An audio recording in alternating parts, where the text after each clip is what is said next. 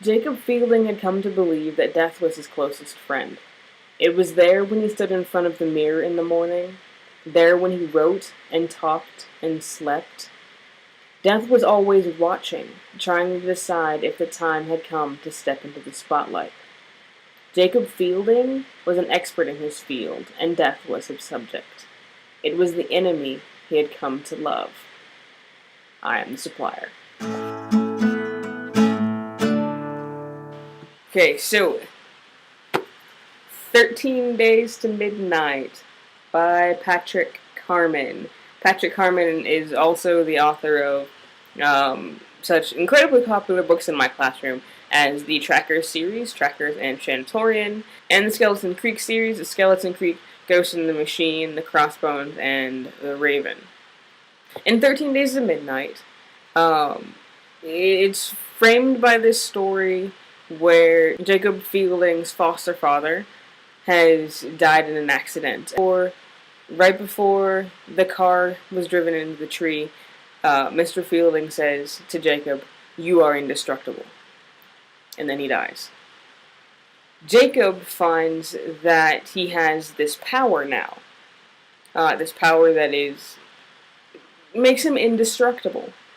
And he and his friend Milo and a new girl in town, O, decide that they're going to use this power to help people.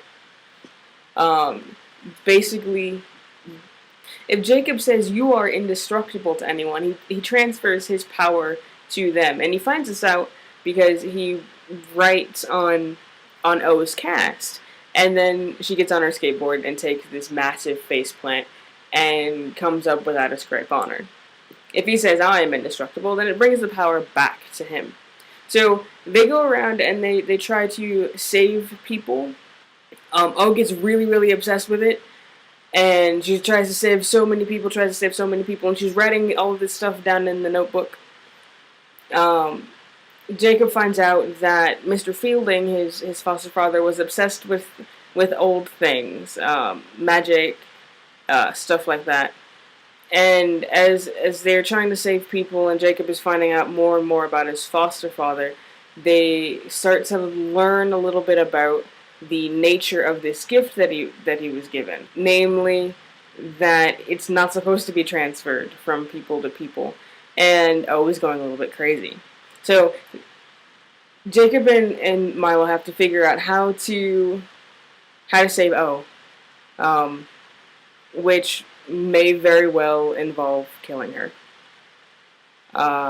Very fun read. I did quite enjoy it.